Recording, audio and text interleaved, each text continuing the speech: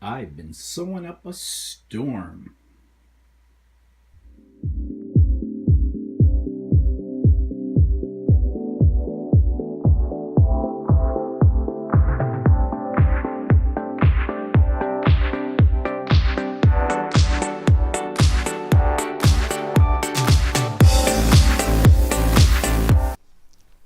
Good morning, everybody. It's Stephen here for Bland Designs, and today is vlog number 45 for Monday, November the 20th, 2017. And I hope you had a good week. So let's just jump right in. A little sip of coffee. I can feel that frog coming back into my throat. Weird.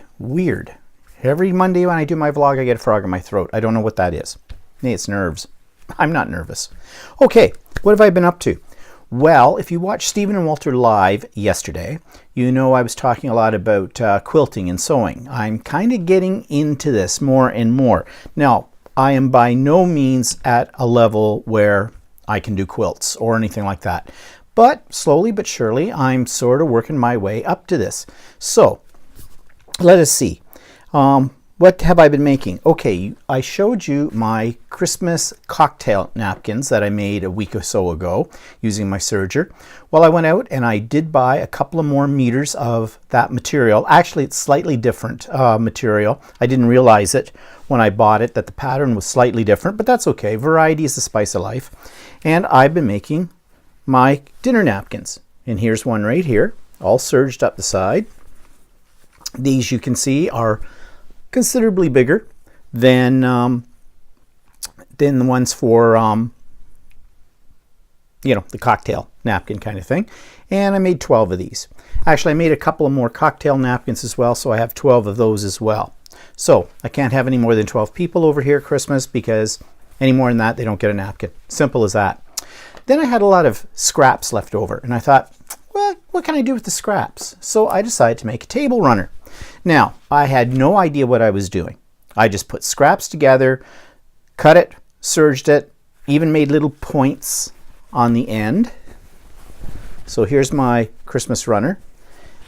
And it's the same material as the napkins, and it's a fair length, but it's actually scraps from the two types of material sewn together. So you can see, like there, pattern's a little different. This one's the cocktail napkins. These are the dinner napkins, but that's okay. I think it came out pretty good. And you can see I used the serger on the back to put the seams together. So I'm really kind of proud of this. No pattern, nothing. Figured it all out on my own. Okay, put this over behind me for now. And then since I was on a run, I decided to make a Christmas banner. Now this banner, I want to see how well the Cricut Maker could cut appliques. Cut shapes and things out of material. So I still had a few scraps of that material left over, and I had a couple of little fabric blocks that I had bought. Actually, originally I was going to use these fabric blocks to test out the decolorant stuff that I told you about a week ago. I still haven't got around to trying it to see what it does. But in the meantime, what I did was I made this little Christmas banner. Get it on the pole. Now, really hard to show the whole thing to you, but you can see the appliques made out of the scraps. The Cricut Maker did a wonderful job of cutting those out. And I put these on iron-on adhesive, a bonding agent. But, if I was to do this again, what I would do is I would put my material down on the bonding agent first, then run it through the Cricut Maker to cut out the applique. I didn't think about that, and so I cut the two separately, and then I had to match them up, and there was some trimming involved, but next time I'll know. And then I used a bit of a glare on this. It says piece on, get it over here, earth. Okay, that is iron-on foil from Cricut. Again, I created this in the Cricut Maker and had it cut it out. It did a wonderful job of cutting it out, as you can see, and then I used my Easy Press to press all these pieces, stick them all onto this material. Then I had these little gold poinsettias laying around, so I basically sewed these. I pulled them apart, put a button in the center of each one, and sewed them on using my sewing machine, using the button stitching setting. And then these came out of the center of the flowers and I just glued them back on. Then I decided, well, maybe it'd be nice to hang this from a little pole. So I created these tabs. Now I probably didn't do them quite right. They were an afterthought. I'd already serged the material. So I just serged it again with these. I serged around the pieces of material here and then across to hold them in. And then I got a piece of doweling. And just to fancy it up, first I was going to paint it, and then I thought, hey, wait, I've got washi tape. So I just put washi tape all the way around it. And so, hard to show you the whole piece. I'll lay you way back and hope I don't fall off my chair. So there's what it looks like. My Christmas banner, made from scraps, basically. So, yeah, it was a busy time last week practicing my sewing skills, or my lack thereof sewing skills. I'm kind of like sewing. Yeah, I'm surprised. And then, okay, so we're watching YouTube, having champagne Friday night, as you know we do, and watching YouTube videos. And I want to see, actually there's one called Man Sews. I think I've reviewed him before. And I went to his station and I saw that he was doing some videos about quilting. So I thought, I've always been interested in quilting, machine quilting. So I got watching some of these videos and then a few more from other sources.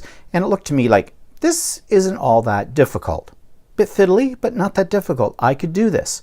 So I saw one person doing something for ranked beginners, which is me. And they were basically just cutting strips of material, putting them together, getting the batting, getting a backing, sewing it down with the machine. Presto bingo, you had a small little quilt. So I thought I'd give it a try. So I did.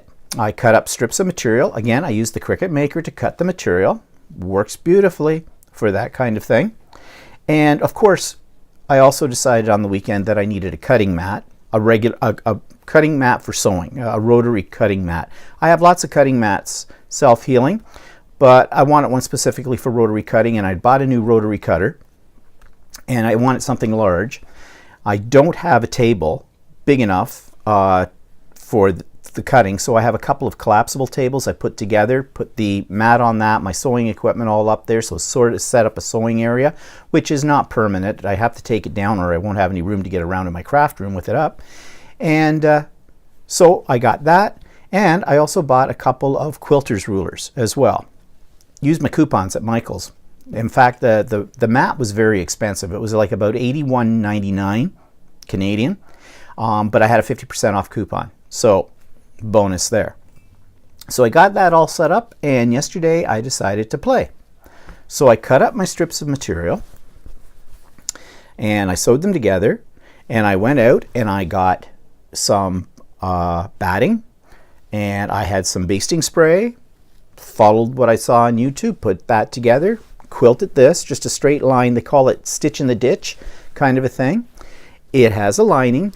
But the thing is, this did not start out as being a bag. This started out with just being a rectangle that I thought that I could hang for the first effort on this. And then I got looking at it and thinking, if I cut it in half, I could probably stitch it up and make it into a bag. But then I thought, what about a zipper? Now, I had a zipper that I bought some time ago on purpose to try and learn how to sew in a zipper. And I have to say that I've been intimidated by the whole idea. So I went and watched a couple of videos, and I watched one that was on Tanner Bell's site. His partner, girlfriend, I don't know what their relationship is, good friend, female. She was explaining how to put a zipper into things. It looked really easy, and her instructions seemed very clear, but I think she left out a couple of steps.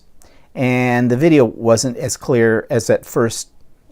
When I saw it, I thought it would be. So I had to tinker around it. I had to rip out some stitching a few times until I finally got it. Now, I don't know if I did it right or not, but I have a zipper in here. And it opens. Wow, I'm impressed. And inside you can see the bag is lined because that's the backing of the quilt. I mean, I don't know. Walter says it's an oven mitt. Yeah, I can make oven mitts now. Yay. Like I need to, not. I did something around the top of here. I don't know. This is my own creation. I mean, I sewed the zipper to a couple of flaps of material. Then I was trying to figure out how I'd get it in the bag without it showing the top edge of this bag that was unfinished. So I kind of played around with it, doubled over the material and stitched it on, and it worked. It worked. So this is a quilted bag with a nice little zipper enclosure. So if I have to say so, I am impressed with myself that I was able to do this. I really am. Again, this was just sort of scraps of material. I think this material I had ordered from Cricut just to try it out when I first got the Cricut Maker. I thought when I first got this material from Cricut that it was really nice material, but I find it frayed a lot. Now maybe I'm not cutting it the right way. I mean, the Cricut Maker cut it out no problem, but I had frayed edges. And maybe, I don't know, there's a way, the grain of the material. I still haven't figured that out yet. I have to watch some more videos about that. But I had been working with that other material that I made the napkins from. And that material, well, it was expensive material, really, $22 a meter. I guess that's expensive. But it cut really nice on the machine. This cut okay, but it frayed. So I don't know if I'll buy any more of their material. I like their material. I like the colors in it and the patterns in it. It's very contemporary and that kind of thing. But I think next time I'll just go and buy material yardage or fat quarters or something. I'm learning new terminology. This is exciting for all of this. I got my microphone there. Yeah. Okay, so yeah. Could I say that I'm really impressed with myself? I am. I'm very impressed with myself. Okay, let's get away from the sewing for a minute and let's talk about, okay, this was a website recommended by one of my viewers. It's called Crafty Hodges. And the reason I'm showing this to you is because there is a related website where you can buy, and I'll show you those a little bit later, these wacky little creatures. And the lady who does this YouTube talks about, in other videos that she's put up, about cheating. A cheater's way of doing art journaling, and it has to do with these little elements that you can buy and download from this other website. So watch this video first, and then I'll talk a little bit about the elements. This week's YouTube channel is one called Crafty Hodges. That's CRAFTYHODGES. And this is a really interesting site because the lady who runs this site does art journaling using printable elements. But these printable elements are really quite unique. They are wacky looking creatures, and there's a website that you go to, and she lists it in the videos, where you can purchase these items. I have bought a few, and actually they're a lot of fun. I haven't used them much yet, but I've been putting them through my Cricut Maker to cut them out. But she shows you how to use them. She's got a 6-part series on how to do ATC cards and art journaling pages using these elements. So if you want to see something that's a little different, takes away the pressure of having to draw your own images, and is just fun and quirky, then check out Crafty Hodges. So in that video, and if you go to the YouTube channel that I've listed, and it's listed down below, it'll take you to a website that has these little printables that you can cut out and you can use on journal pages. Now these ones are whole ones, but you can also get them in pieces and parts. So you get heads, you get bodies, you get feet, you get hats, and you can intermix them. Now at first I thought, not that interested in it, but they kind of reminded me of Delusions products. You know, Diane Reeve Lee's stencils and things. They're very quirky, they're very doodlish, the whole bit. That's what these, kind of reminded me of. And I like the colors in them and that kind of thing, and I thought they're just kind of fun. So I bought, I don't know, several different sets, and they have all kinds of different sets, not just these. They have some, there were some that were burlesque. Got them all in my bag here. I cut them all up. Do I have the burlesque ones here? No, they're in another pile. Anyways, there was a lot of different things, not just these. But then I put them through the Cricut Maker, and it cut them all out for me, so I didn't have to do any fussy cutting. So now I've got this, as you can see, this baggie Just let me put these ones out of here or I'll be dropping them all over. So it's baggie full of these cutouts. So what am I going to do with them? I don't know. At first I thought, well, yeah, I'll do a journal page or two with them. But then I remember those little books I bought from Lee Valley that I got 3 sets and there's 6 books in a little box. And I thought, what am I going to do with these? And some of you gave me some suggestions about what to do with them. They were nice suggestions, so okay. I'm thinking, well, maybe I can use some of these. Because this lady, this Crafty Hodges, she makes friendship books out of envelopes and uses these elements on it. So I thought, why can't I do something similar with these little books as well and see? So that might be another project. I've got that on the back burner there along with my other list of projects, and I might give that a try. But, you know, if you want something that's kind of quirky, but you're like me and you can't draw these kind of things, they weren't expensive. I think I bought quite a few sets, and I think it came to about 20 bucks total. But they start at about $3, something like that, for a set. And a set usually has multiple pages in it. You can get alphabet sets. You can also get word sets as well that match this. So it's worth checking it out. So do. Also down below in my list, I've got our latest Stephen and Walter video. We were on again Sunday at 4 o'clock, and I think that's going to be the time that we're going to try and stick to. I put up a teaser the day before just to let you know it was there, so you get a notification. So make sure you click on the little bell below, and that way anytime I put up a new notification or a new video, you'll get notification of it through your email. And we had a nice time talking to everybody. I really enjoy, I look forward to Sunday afternoons when we're going to do this. And I think Walter does too. He's really getting into them, as I said before, in a much bigger way. So the link for that is down below. And the link for Mischief Circle, which is the related website to the Crafty Hodges video or YouTube site, that where you can purchase all those little cutout things that I was showing you. And I saw a technique, and I'm going to talk about that. Well, I might as well talk about it now. It's later on my list of things to talk to you about, but I might as well get to it while I'm there. For an idea, Bella Rose, she creates textures using a hot glue gun right in her art journal. Now, I have seen this done before, but I had kind of forgot all about that idea. So I went to, that was my stomach. If you just heard a little gurgle sound, I noticed on my videos, last week's vlog, I did it several times. Okay, sorry, can't do much about it. All I've had this morning is just some coffee. I should eat something as well. But anyways, I digress. So you hear the little rumbling? Yeah, that's just my stomach. Please ignore it. So what was I talking about? Oh yeah, Bella Rose. She has a thing on creating texture using a glue gun. I'm going to try this. I don't know if I've ever tried it before. I have heard of it before, but I guess I never got around to doing it. So I am going to try that out and see how that works out. But I have linked down to her video. She does beautiful stuff, and I have reviewed her YouTube channel before. So check that out because it's really a cool technique. Okay.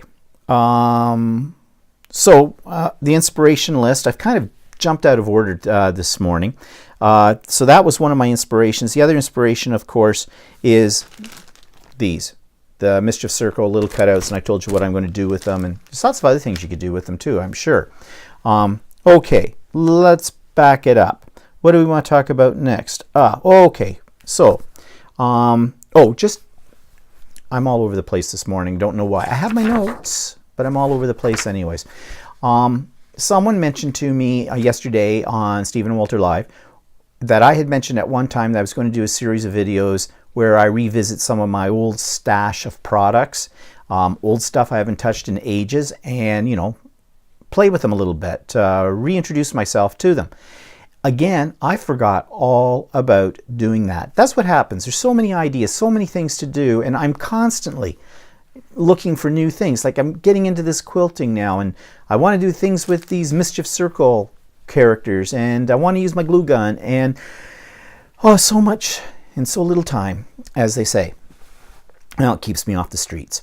Anyways, someone mentioned that I had mentioned this about doing videos about my old supplies. So I am going to do that. I've made a note of that. I make notes about everything and never find the notes, but I made a note in a special place to remind myself to do something like that. And so that might be kind of fun. So I'll see, maybe I'll try to get one out this week. I don't know what this week's going to bring. Lots of things happening this week. So, okay, enough about all of that. Let's talk about what's pissing me off this week. Okay, well, this comes up because I am caring for my mother. My mother is, I don't want to call her elderly, although to be honest, she acts like somebody a lot older than she is. My mother is 77 years old, okay? So in today's age, that's not old. Really, it's not old. But ever since my father passed away a few years ago, my mother's kind of gone downhill. She doesn't like to do a whole lot of anything. She's pretty much housebound, except for every other week when she goes out and gets her hair done. She has to take a taxi because we sold her car because she just wasn't feeling confident in driving anymore, and I wasn't feeling very confident about her driving either. But she does manage to, she's got the taxi company in the town she lives in, well trained. They know who she is. When she calls up, the taxi guy comes, he helps her in. He takes her to the hairdresser. They help her into the place, the whole bit. And so that's pretty good. And some people might think I'm being a little cruel making my mother take a taxi when I could probably go over there because I'm retired, pick her up and take her to her hair. Yeah, I probably could, but I don't. You know why? The more I do for my mother, the less independent she becomes, and she moves less, and that's my mother's biggest problem. Her mobility is very limited. She needs a walker. If I take her out to shop or to an appointment, I was taking her out in her walker. However, she just couldn't walk for that long, so basically I was using the walker like a wheelchair, and those things are not made to be used as a wheelchair. They don't steer very well, and we had a little scare one day. I hit a crevice in the sidewalk going into a Shoppers Drug Mart, and I'm pushing my mother this way and she's sitting in the chair, and I just saw it was like slow motion. The chair is tipping and I'm going, oh, and I don't know how I did it. She almost went completely backwards and would have hit her head on the sidewalk, and I was off balance too, trying to hold it up, and I would have been on top of her. I don't think that would have been good for either one of us. But somehow, I guess they say when in emergency or something, adrenaline flows. And I don't know how I did it, but she went all the way back. Her head was about this far from the sidewalk, and I was able to take the whole chair and just lift it right back up. Now, my mother's not a big woman and she's not a heavy woman, but she still weighs over 100 pounds. And on a good day, I can't lift 100 pounds on my own. So I don't know how I did it, but I did. And that put a scare in both of us. And I said, no, from now on, Mom, when I take you out, for safety's sake, I'll take you in the wheelchair. And we have a wheelchair. It was Walter's mother's when she was still alive. And it's a decent wheelchair. My father used it for a while. So I've got that over at my mother's apartment. And when I take her out, I take her in the wheelchair. It just makes life so much easier and it's so much safer. So anyways, the mobility issues with my mother, if I go over there and do everything for her, she's not going to get any form of exercise. And it's just going to make her, like one day, as I've told her, Mom, one day you're just not going to be able to get up out of the chair or out of bed. And then what are we going to do? And this got me thinking about a lot of things, issues in our society. In Canada, we have a fairly good social services system. We should have. We pay for it in our taxes and we pay a lot of money towards it. But there are some areas still that are neglected. And one of those areas is senior care. My mother wanted to put the process together to eventually get her into a nursing home. I'm hesitant about that only because that I don't know if she'd be happy there. On the other hand, there's more people there. They have activities. They'd feed her properly. They'd help her bathe. A lot of the stuff that she's doing sort of on her own now, they would look after, like her laundry, her food preparation, making her bed, that kind of stuff. However, she's only 77, and I think she's too young to be in a nursing home. she is still able to manage to do some light housekeeping, do her laundry, cook her meals, that kind of thing. She lives on her own. So, I would like to keep her as independent as I can for as long as I can. But I did phone up the people that you need to call when you want to get somebody on the waiting list for a nursing home. And they're called CCAC. And they, quite frankly, suck. They can't do too little for you. I went through hell with them when my father was bedridden. I basically had to scream crisis. Somebody told me that's what you have to do, use the word over and over again, before they would go into action and get him into a home. We couldn't look after him. He had dementia. He couldn't walk. My mother had to look after him. And it was taking a terrible toll on her mentally and physically at the time. So we finally were able to get him into a nursing home. In my mother's case, she is nowhere near as bad as my father was, and they do an assessment. Well, when I called them up, right off the bat, they didn't even want to call her or talk to her or interview her or check it out to get her on a waiting list. This is just to get her on a waiting list. The waiting list, depending on the nursing home you're trying to get in, and you pick 3, is anywhere between 4 to 6 years wait time. She's 77 now. Do the math. Okay? So I insisted that they call her and do their little phone interview. I knew what the answer was going to be. I knew she wouldn't qualify because she's too independent still. You basically have to be on your deathbed for them to go into action. In fact, it's better for them if you are dead. They're just a horrible organization that my tax dollars support. I find them uncaring. I find them not helpful. Nothing. And that's their job. That's what they're supposed to do. Yes, I know their hands are tied by government funding and all the other stuff and the rules and regulations that are set by our government. But if you've ever had to deal with these people, if you're Canadian, they're just plain horrible. They talk nice to you, but they do nothing. Completely ineffectual. It needs to be revamped. So anyways, they did call her. They assessed her. They called me back and says, forget it. She has to be dead. Okay, end of that. So I wanted them to talk to my mother, though, because my mother has this idea that going into a nursing home is going to be like going to a resort. Keep telling her to remember what it was like for Dad. And, Mom, it's not like that. If I had all the money in the world, I would put her in a private senior residence where they cook the meals and they sort of look after people. We have lots of those around. It's big business. But they start at anywhere between $4,000 to $5,000 a month for just the basics. There's no way my mother or I can afford that. So that's not going to happen. But this whole thing, what's pissing me off is how we treat our elderly people in our society. Now, maybe this is more of a concern to me right now than it was a few years ago, because now I'm 60 years old, and so I'm sort of moving my way up there.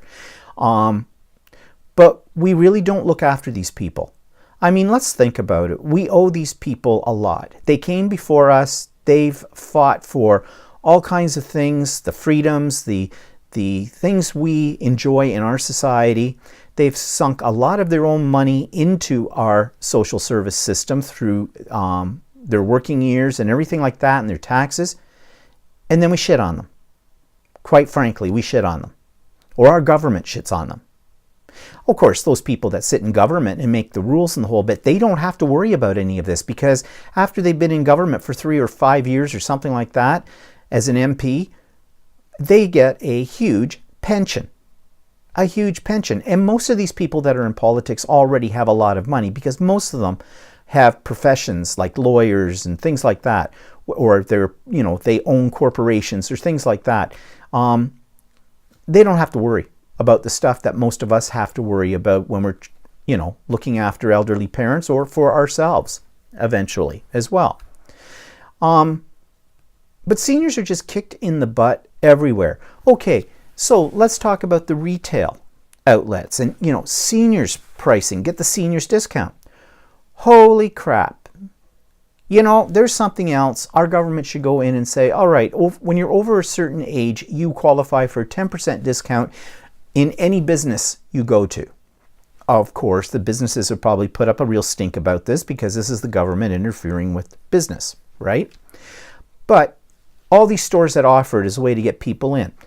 You know, one of the worst is Shoppers Drug Mart. Now, I mentioned Shoppers Drug Mart, I think, last week when I was talking about taking my mother for a flu shot.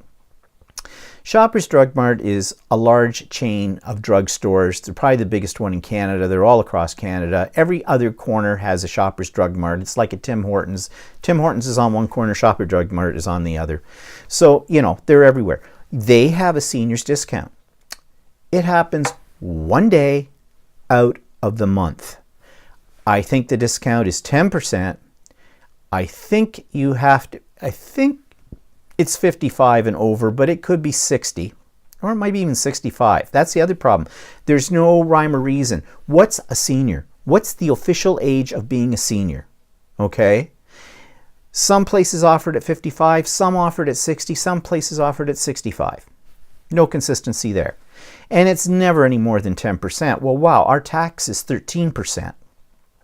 So you're saving 10% off the tax. So you're only paying 3% tax, if you want to look at it that way. 10% isn't much. What Shoppers Drug Mart does too, and this is really pisses me off, is on that particular day, it seems everything that seniors want, like essentials, are all on sale. And you can't use the seniors discount on sale items.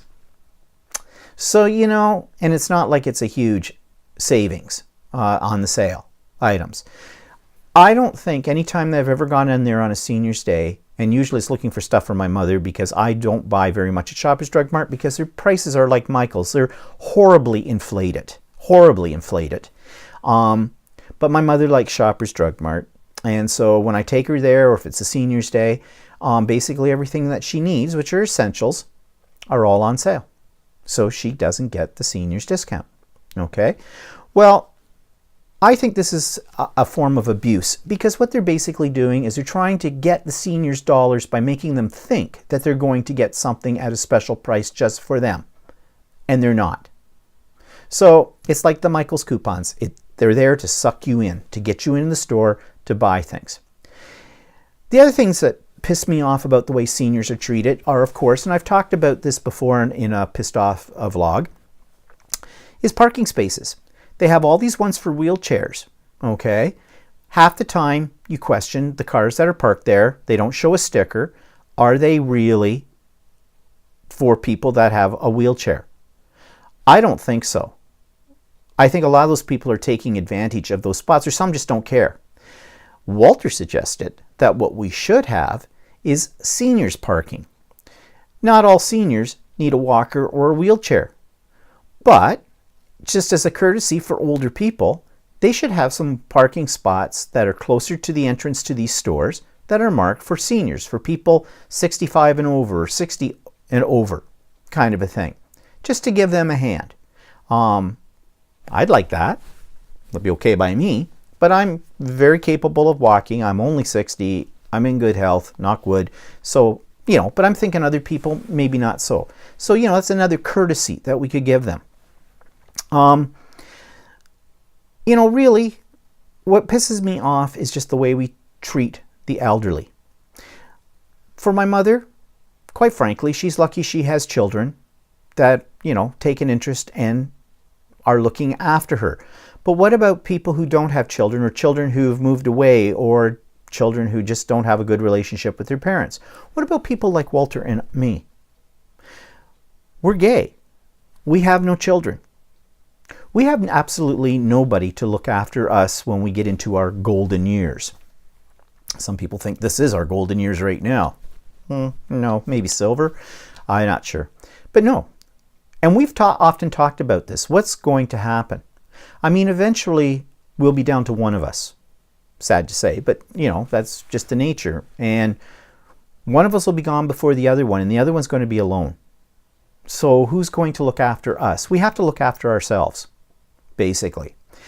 And part of looking after ourselves, I've already started. 1, keeping my health. I exercise 5 out of 7 days a week. I'm just too lazy to do it on weekends. It's only on a treadmill. I walk very fast. I do it for about an hour. But I do that 5 days a week, Monday to Friday. Do I like doing it? No, I do not particularly like doing it, although I catch up on my YouTube videos while I'm doing it. But it's to keep my legs moving because I don't want to end up like my mother. My mother's muscles are atrophying because she doesn't exercise them. When she was younger, when she was in her own house, when she was looking after my dad, and before that, she was always moving. You know, she was up and down stairs doing laundry. She was in the kitchen. She was cleaning. She was here, there, and everywhere. So she was moving. So that's a form of exercise. And Walter has said before, but the problem is they don't think about that. Then they get into a situation like my mother, and I said to her on the weekend, you know, Mom, really, there's an exercise class. They have it twice a week. It's right across the hall from where you are. I mean, well, I don't know, she said, because, you know, I have the walker. I said, well, maybe they adapt exercises for people in your state, you know, little stretches or things like that. Anything would help. Walter says to her, why don't you just walk down the hall each day? Take a long walk down the hall. It's not a race. You can go as slow as you want to go and come back. That's something. And she says, yes, I should do that. But she doesn't do it. And I'm afraid that the eventually what's going to happen is she's just not going to be able to move anymore. And I don't know what I'm going to do at that point. Yeah, I don't know. I'll have to handle it when it comes, because obviously there's not a whole lot of help with that kind of thing in our society. So yeah, what's pissing me off is the way we treat our seniors, because eventually, with all luck, we'll all be seniors someday, and we need to have help. It's as simple as that. Okay, moving on. I've talked about inspiration lists, but new products. Got a pile to show you. So let's show you this one. I haven't even taken it out of the package yet. It's the new Delusions journal block. It's a type of ruler. It's got these holes, these wavy lines and things. I have the original one, and this is a little bit more elaborate than the original one. Now, to be honest, I've not used the original one very much, but I got this one, and I should get the other one out and maybe start using them. They're great for if you're doing borders and things like that. You get the curvy lines, that kind of thing. You can even use it as a stamp, acrylic stamp block as well. I picked up at was this Michael's? No, Jysk. Jysk is a Scandinavian style store that we have here in Canada. Excuse me. They're relatively new. Well, they've been around a few years here anyways, but they have sort of Scandinavian products. A lot of stuff is, quite frankly, cheap. And when I mean cheap, I don't just mean price, I mean just cheap in the way it's put together and that. But it's nice to go in and take a look every now and then. We've bought a few things there. Some things are okay. And I happen to see this little box of Christmas ornaments. They're all made of straw. But I'm not going to use them as Christmas ornaments. I was thinking these would make great 3D embellishments on a mixed media piece. You could paint over them, do whatever. And I think they were $2.99 for this box, and I'm not sure how many you get. Looks like you get 3, 6, 9, and there looks like there's 3 in each thing. So actually, what, 27 pieces? That's not bad for $3. I did order these texture plates. I saw Barb Owen talking about these on one of her YouTube presentations. And they're texture plates. They call them rubbing plates, but she was using them with her jelly prints, her jelly plate prints, pressing them into it. So they weren't cheap. $23 for a set, but there's 6 in a set. And I bought 1, 2, 3. I bought 4 sets. I'm a bit obsessive here. I haven't even taken them out of the package, as you can see yet. But I'm going to try these out and see what we get. And they show you at the top here some of the designs that they come in. So we'll see how these work out, and maybe I'll do a video when I use those as well. Well, not maybe, I will. I also bought another Delusions product. These are new. They're Diane Reeve Lee's backchat stickers. Now, Tim Holtz has his, and these are hers. And I really love these when I'm doing journal pages because, you know, I hate my own handwriting, so I'll often use these kind of things to add, you know, expressions onto them. And it says there's 4 sheets each of black and white and colored designs. They show them, oops, on the back. They were about $9, $8.69. And they just have some neat things on them. Cried a bucket. I didn't give in. A woman always knows. Of course a woman always knows. Did you catch the sarcasm? Oops. What the bejesus? What the hell happened? Like, she always has interesting expressions, you know, the kind of things we all say and we think, but people don't think they should put in their art journals. And that's what I like about her. She's so irreverent that it just makes it fun. So I got those. And I got Mike Deakin's latest release of stencils. They came last week. And as you know, I'm a fan of Mike Deakin and I love his stencils. So that's 1, 2. He comes out with about 4 new designs. I love that. Isn't that pretty? And I love this one too. Especially very Art Nouveau, Art Deco-ish kind of thing. In fact, what's he call it? I don't think he calls it anything. But I can't wait to use these as well. Of course, they're sitting over in a corner. They may be sitting there for a while before I get to using them. So I got all of those. And yeah, that's all the new stuff. So what's left to tell you about? Well, events in the past week. So, you know, I've been talking about the OAA, Oshawa Arts Association class that I was supposedly scheduled to teach in November and nobody signed up. So it's canceled. We didn't do it. But they want me to offer it again in the spring. By then they think they'll have a better communication system set up so people will know about these things. They seem to think that people will be interested in this if they know about it. So, never say never. I said, sure, come the spring, we'll talk about it again and we'll see what happens with all of that. But I was a little relieved that nobody had signed up because, to be honest, as I told you before, I wasn't really sure about this, the clientele. You know, they are artists and they may not consider what I do artistic enough. I don't know. But anyways, I'll give it another shot come the spring and we'll see where it goes from there. Okay, anything else coming up this week? What's coming up this week? That was last week. Today I am doing my first tour of the season for the Robert McLaughlin Gallery, which is the art gallery, you know, that I volunteer at as an educator.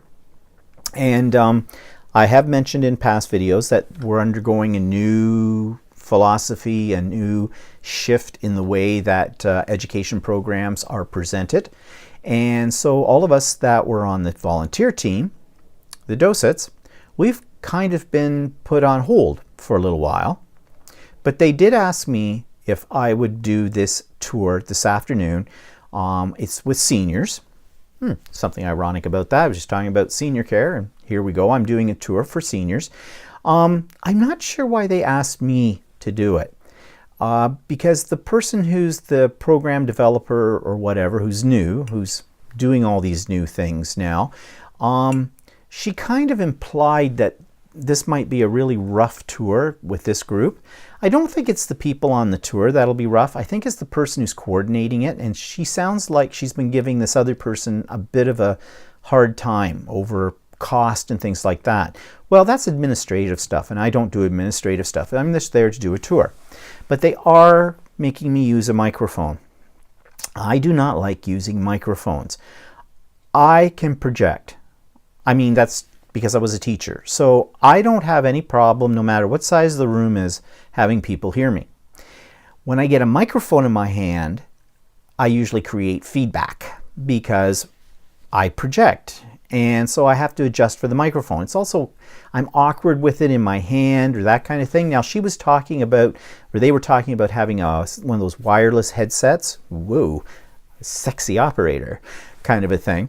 But they didn't know if those would be in time for this tour. So in the meantime, I have a handheld mic and I have a little portable speaker that's in like a little suitcase, and you lug that around with you, I guess.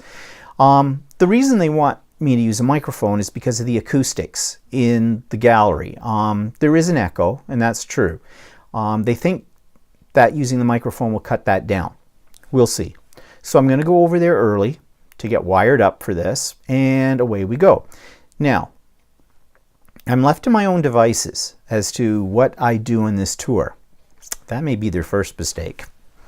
But it is our 50th anniversary, so I am going to link things up with that. And we do have one of the installations in one of the galleries is a presentation about two of the principal people who helped support the gallery in its early days. So I'm going to link things up to the history, and I think I can make connections in the other galleries to different things to this history as well. It's only about an hour's long tour, and I have done senior tours before, and sometimes what happens is the seniors can be sort of like kindergarten kids. In what I mean by that is they want to see something very specific, and they go to it, and they will talk about it, and they will ignore the educator, the presenter, completely. You're just talking to a wall. That's okay. I can live with that. They're there. It's their tour. It's their time. Whatever makes them happy. I will go over to one part and do my little spiel for those that are interested. For those that aren't interested, they are free to go off and do whatever, that kind of thing. Just hopefully we won't come into conflict where I have to talk over top of them. Because, you know, I really don't want to use my teacher voice, scare the crap out of them, and then we've got a lot of depends full of, you know, crap.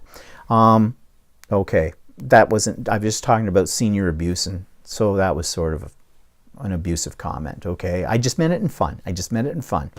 So anyways, I've got that to get ready for and get this up for you to see, and that's it. So I hope you have a good week. Again, Stephen and Walter Live this coming Sunday. That'll be the 26th around 4 o'clock. I'll try to put out a teaser the day before just to remind you. And if you've never joined a Stephen and Walter Live, please do. You're more than welcome to come on, and we talk about whatever. And, you know, feel free to ask us questions or make comments, the whole bit. The more, the merrier. So I hope you have a good week, and I'll see you next Monday. Bye-bye.